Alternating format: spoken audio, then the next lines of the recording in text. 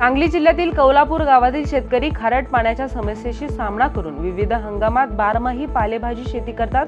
बाजारपेठेचा अभ्यास करून त्यांनी कमी जमिनीत सातत्याने उत्पन्न मिळवण्याचा यशस्वी मार्ग शोधला।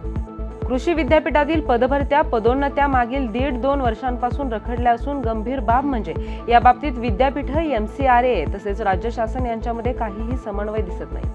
कर्जमाफी, हमीभाव, शक्तीपीठ महामार्ग यासह शेतकऱ्यांच्या प्रमुख प्रश्नांवर प्रखर राज्यव्यापी आंदोलन उभारण्याची घोषणा शेतकरी हक्क परिषदेत करण्यात आली आहे। राज्य सरकारने नेमलेल्या कांदा धोरण समितीकडून कांद्याचा प्रश्न कायमस्वरूपी निकाली काढण्यासाठी पावले उचलली जात आहेत। या पार्श्वभूमीवर कांदा साठवणूक धोरणाचा मसुदा तयार केला असल्याची माहिती राज्य कृषी मूल्य आयोगाचे आणि कांदा धोरण समितीचे अध्यक्ष पाशा पटेल यांनी दिली आहे। केंद्रीय रेशीम मंडळ आणि राज्य शासनाच्या संयुक्त उपक्रमातून राबवल्या जाणाऱ्या मेरा रेशम मेरा अभियान हा कार्यक्रम महाराष्ट्रात उत्साहाने साजरा होतोय। जमीन हक्कासाठी काम करणाऱ्या विविध सामाजिक संस्थांचा संयुक्त मंच असलेल्या भूमी अधिकार आंदोलनाची बैठक दिल्लीत झाली।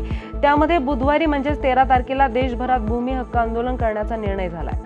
नाफेड NCCF माध्यमातून कांदा खरेदीचे काम देताना घेतली जाणारी टक्केवारी, कांदा खरेदीतील अनियमितता, गेल्या सहकारी संस्थांच्या माध्यमातून कांदा खरेदी अशा गंभीर प्रकारांनी कळस गाठलाय। देशात खतं मुबलक प्रमाणात उपलब्ध असून एप्रिल ते जून या तिमाहीत रासायनिक खतांचा वापर 13% वाढलाय।